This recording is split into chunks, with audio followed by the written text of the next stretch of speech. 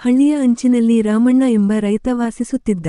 ಅವನಿಗೆ 2 ಎಕರೆ ಜಮೀನು, ಒಂದು ಹಳೆಯ ಮನೆ ಮತ್ತು ಮಣ್ಣಿನ ಮೇಲಿನ ಅಪಾರ ಪ್ರೀತಿ ಇತ್ತು.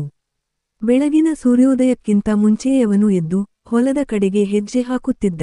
ಮಣ್ಣನ್ನು ಮುಟ್ಟಿದಾಗ ಅವನ ಕೈಗಳಿಗೆ ಶಕ್ತಿ ಬರುತ್ತಿತ್ತು, ಮನಸ್ಸಿಗೆ ಸಮಾಧಾನ ಸಿಗುತ್ತಿತ್ತು. ರಾಮಣ್ಣನ ಜೀವನ ಸುಲಭವಾಗಿರಲಿಲ್ಲ.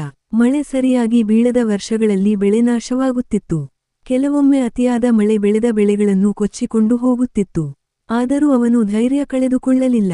ರೈತನಿಗೆ ಸಹನೆ ಇದ್ದರೆ ಭೂಮಿ ತಾಯಿಯೇ ಅವನನ್ನು ಕೈಬಿಡಲ್ಲ ಎಂಬ ನಂಬಿಕೆ ಅವನಲ್ಲಿತ್ತು.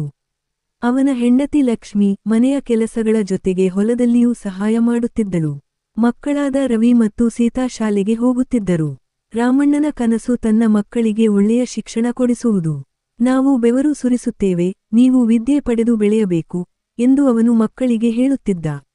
ಒಂದು ವರ್ಷ ಭೀಕರ ಬರ ಬಂತು. ಕೆರೆಗಳು ಒಣಗಿದವು, ಹೊಲಗಳು ಬಿರುಕು ಬಿಟ್ಟವು. ಊರಿನ ಹಲವಾರು ರೈತರು ನಿರಾಶೆಯಿಂದ ನಗರಕ್ಕೆ ಹೋಗಲು ತೀರ್ಮಾನಿಸಿದರು. ಆದರೆ ರಾಮಣ್ಣ ಮಾತ್ರ ಹಠ ಬಿಡಲಿಲ್ಲ. ಅವನು ಕೃಷಿ ಇಲಾಖೆಯಿಂದ ಮಾಹಿತಿ ಪಡೆದು ಹನಿ ನೀರಾವರಿ ಪದ್ಧತಿಯನ್ನು ಅಳವಡಿಸಿಕೊಂಡ. ಜೊತೆಗೆ ಮಿಶ್ರ ಬೆಳೆ ಬೆಳೆಯಲು ಆರಂಭಿಸಿದ. ಇದು ಅವನಿಗೆ ಹೊಸ ಅನುಭವವಾಗಿತ್ತು, ಆದರೆ ಅವನು ಕಲಿಯಲು ಹಿಂದೆ ಸರಲಿಲ್ಲ. ಕೆಲವು ತಿಂಗಳುಗಳ ನಂತರ ಸ್ವಲ್ಪ ಮಳೆ ಬಂತು. ರಾಮಣ್ಣ ಬೆಳೆದ ಬೆಳೆಗಳು ನಿಧಾನವಾಗಿ ಚಿಗುರಿದವು. ಅವನ ಪರಿಶ್ರಮ ಫಲ ನೀಡತೊಡಗಿತು.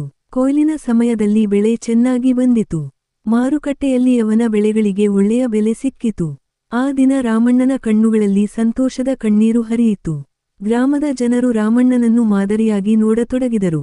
ಅವನು ತನ್ನ ಅನುಭವಗಳನ್ನು ಇತರ ರೈತರೊಂದಿಗೆ ಹಂಚಿಕೊಂಡ. ಹೊಸ ವಿಧಾನಗಳನ್ನು ಕಲಿಯಬೇಕು, ಭೂಮಿಯನ್ನು ತಾಯಿಯಂತೆ ನೋಡಿಕೊಳ್ಳಬೇಕು ಎಂದು ಹೇಳುತ್ತಿದ್ದ. ಅವನ ಮಾತುಗಳು ಇತರರಿಗೂ ಪ್ರೇರಣೆಯಾಯಿತು. ಒಂದು ದಿನ ರವಿ ಶಾಲೆಯಲ್ಲಿ ನನ್ನ ತಂದೆ ರೈತ ಎಂಬ ವಿಷಯದ ಮೇಲೆ ಭಾಷಣ ಮಾಡಬೇಕಾಯಿತು. ಅವನು ಗರ್ವದಿಂದ ತನ್ನ ತಂದೆಯ ಪರಿಶ್ರಮ, ತ್ಯಾಗ ಮತ್ತು ಧೈರ್ಯವನ್ನು ವಿವರಿಸಿದ. ಆ ಮಾತುಗಳನ್ನು ಕೇಳಿದ ರಾಮಣ್ಣನ ಹೃದಯ ತುಂಬಿ ಬಂತು. ರಾಮಣ್ಣನ ಜೀವನ ನಮಗೆ ಒಂದು ಪಾಠ ಕಲಿಸುತ್ತದೆ. ರೈತ ಕೇವಲ ಅನ್ನ ನೀಡುವವನು ಮಾತ್ರವಲ್ಲ, ಅವನು ದೇಶದ ಬೆನ್ನೆಲುಬು. ಅವನ ಪರಿಶ್ರಮದ ಮೇಲೆ ನಮ್ಮ ಜೀವನ ನಿಂತಿದೆ. ಮಣ್ಣಿನ ಮೇಲೆ ನಂಬಿಕೆ ಇಟ್ಟು, ಶ್ರಮ ಮತ್ತು ಸಹನೆಯಿಂದ ಬದುಕಿದರೆ ಯಾವ ಸಂಕಷ್ಟವನ್ನಾದರೂ ಜಯಿಸಬಹುದು ಎಂಬುದನ್ನು ರಾಮಣ್ಣ ಸಾಬೀತುಪಡಿಸಿದ. ಒಂದು ದಿನ ರವಿ ಶಾಲೆಯಲ್ಲಿ ನನ್ನ ತಂದೆ ರೈತ ಎಂಬ ವಿಷಯದ ಮೇಲೆ ಭಾಷಣ ಮಾಡಬೇಕಾಯಿತು. ಅವನು ಗರ್ವದಿಂದ ತನ್ನ ತಂದೆಯ ಪರಿಶ್ರಮ, ತ್ಯಾಗ ಮತ್ತು ಧೈರ್ಯವನ್ನು ವಿವರಿಸಿದ. ಆ ಮಾತುಗಳನ್ನು ಕೇಳಿದ ರಾಮಣ್ಣನ ಹೃದಯ ತುಂಬಿ ಬಂತು. ರಾಮಣ್ಣನ ಜೀವನ ನಮಗೆ ಒಂದು ಪಾಠ ಕಲಿಸುತ್ತದೆ. ರೈತ ಕೇವಲ ಅನ್ನ ನೀಡುವವನು ಮಾತ್ರವಲ್ಲ, ಅವನು ದೇಶದ ಬೆನ್ನೆಲುಬು. ಅವನ ಪರಿಶ್ರಮದ ಮೇಲೆ ನಮ್ಮ ಜೀವನ ನಿಂತಿದೆ.